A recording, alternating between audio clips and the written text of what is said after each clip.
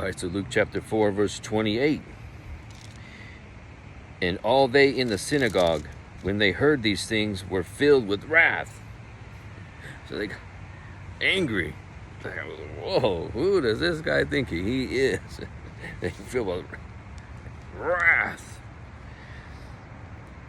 In verse 29, and rose up, because it's continuing, and rose up and thrust him out of the city, and led him unto the brow of the hill whereon their city was built, that they might cast him down headlong.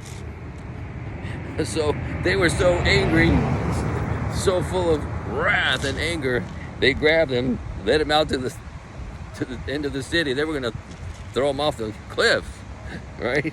Headlong. And then verse 30, but he passing through the midst of them went his way.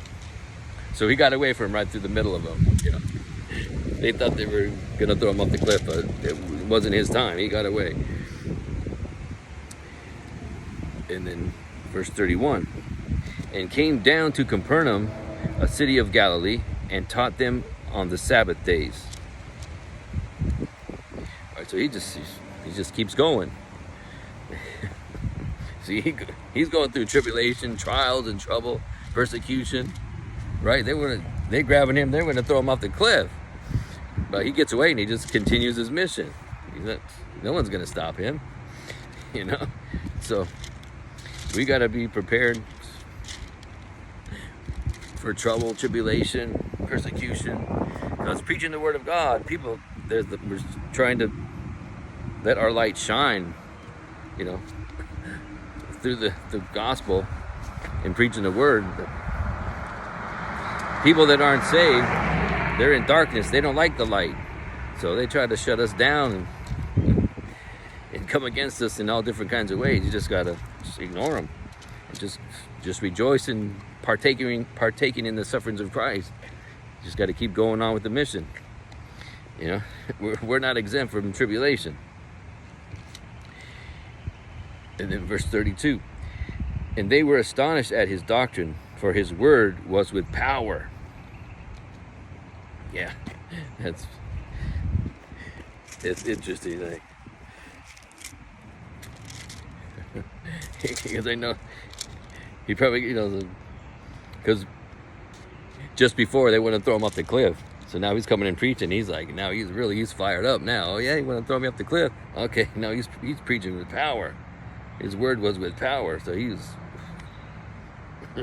strong. In verse 33, and in the synagogue there was a man which had a spirit of an unclean devil, and cried out with a loud voice. Okay, so it's setting a scene now in the synagogue. All right, here comes a guy who's devil possessed. He's crying out. 34, saying, let us alone. What have we to do with thee, thou Jesus of Nazareth? Art thou come to destroy us? I know thee who thou art, the Holy One of God. So that's this devil talking, and they know who Jesus is. They could see him coming, right? Because Jesus, he's God manifest in the flesh, right? And see, the devils are spiritual beings, so they can see they know the spiritual Son of God when they see him coming. So they're right. So they're crying out.